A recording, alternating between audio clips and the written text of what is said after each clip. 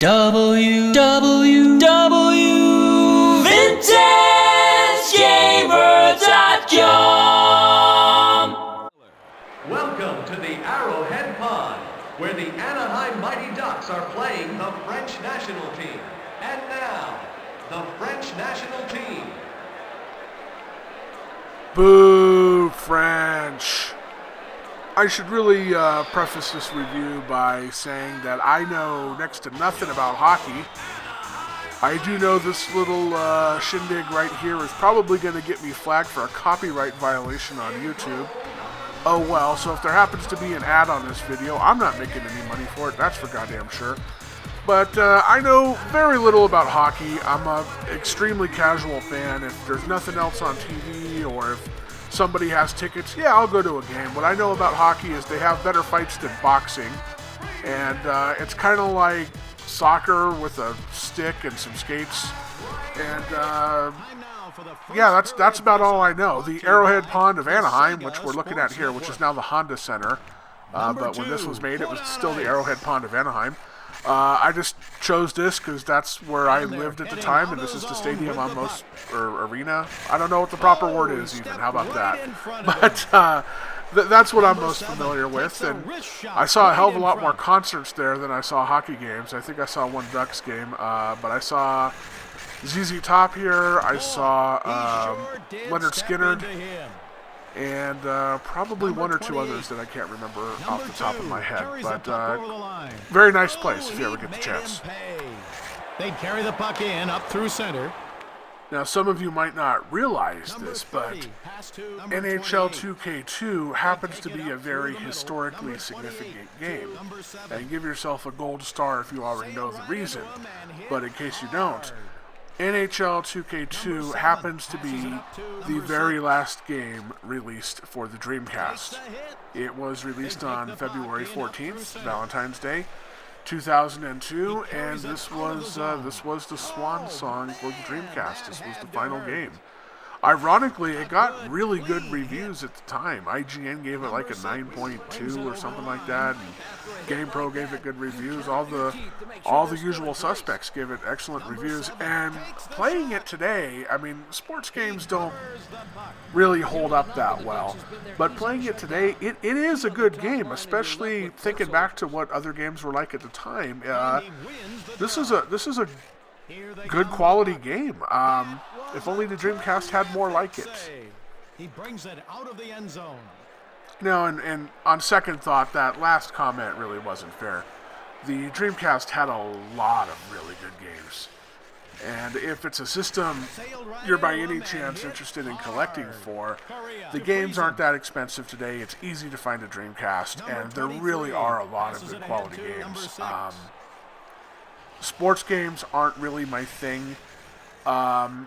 Hockey, I've just never been into, but there's two hockey game exceptions. Blades of Steel on the NES. I think it was just like, if you were a guy, it was just like a requirement that you had that. And then what I was playing, also ironically, when this came out, was NHL Hits 2002 on the GameCube. That, I'm sure you hockey purists are rolling your eyes going, oh, Jesus Christ. But that's the Midway sports games. They're just so overblown, over the top, ridiculous. That was just such a fun game to play with my buddies. Not even being a big hockey fan, that game was just awesome. And kind of overshadowed this. I mean, if you really wanted realistic gameplay or something like that, I guess you were playing this. Probably not though, because it only came out on the Dreamcast. 2K3 and subsequent games came out on PlayStation and I think Xbox. But you know, this game, this is kind of the forgotten NHL game in the series, I guess, and just because it came at the end of the Dreamcast life. If you just want to have fun, if you're not a big hockey fan like me, or not like me, but if you're not a big hockey fan like me, if you're not a big hockey fan, I think that's what I'm trying to say. I think NHL Hits is the way to go on something like the PlayStation or the GameCube. But if you're a big-time hockey fan and you want to relive what it was like in the 2002 season, this is certainly the way to go. Oh!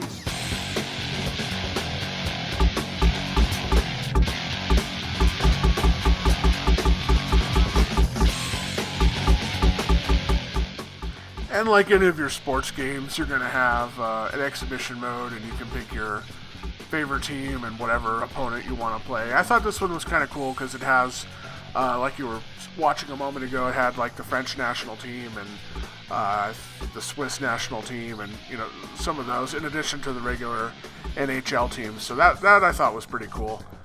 And of course, different uniform variants.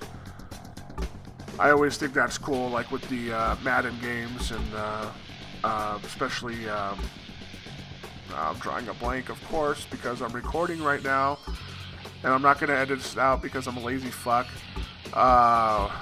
The baseball game, god damn it, what is it? The Show, why couldn't I remember that? But The Show, I mean, they have all those historical jerseys. I mean, if you want to play the Royals in those old school light blue Smurf looking outfits, you can, or just I think that's really cool. And you got some of that here, so that's awesome for you big time hockey fans. So one thing I will say, I like the Penguins. I've gotten to know Pittsburgh a little bit over the last 10-11 years, and some of the Vintage Gamer posse are from the Western PA, Eastern Ohio area, so that's the one team we can all kind of agree on is the Penguins, even though I'm an extremely casual fan. I just think that's an awesome name for a hockey team, and they got a cool logo. 17, lines up for the shot. Boy, he sure did step into him. Takes a hit. And they're heading out of the zone with the puck. Look, he gets the goal.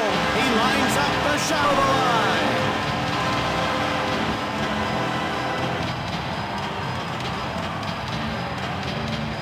Folks, let's see that again. Lemieux! Well, I'll bottom line it for you guys here. Not knowing much about hockey, I really just reviewed this game for its historical significance as the last Dreamcast game. I suspect you hockey boys that are going to like it, and if like I said before, if you want to revisit the glory of the 2002 season, I guess this is the game for you. I really got to defer to the experts of the time, IGN and GamePro and GameSpot and all the rest. They all gave it excellent reviews. So I'm gonna have to take their word for it, and it certainly plays nice. It controls well. The graphics are good, and like a lot of sports games for the time, the announcers they get a little repetitive. You hear, "Oh, that has to hurt." I mean, you hear that 5-6 times a period. It's a little repetitive, a little annoying, but that's just given the era the game comes out of. So if you're collecting for the Dreamcast, this is one worth picking up. It's not very expensive. You can probably find it for about $10. It out of the end zone. For VintageGamer.com, as always, I am Mark. Please give me a subscribe. If you're feeling generous, give me a like. Throw me a comment in the comment section. You can curse me out if you like. I don't really give a shit. We don't censor anything here. And I'll see you next time. Reason to number 7. Sit, Dick, sit. Good cat.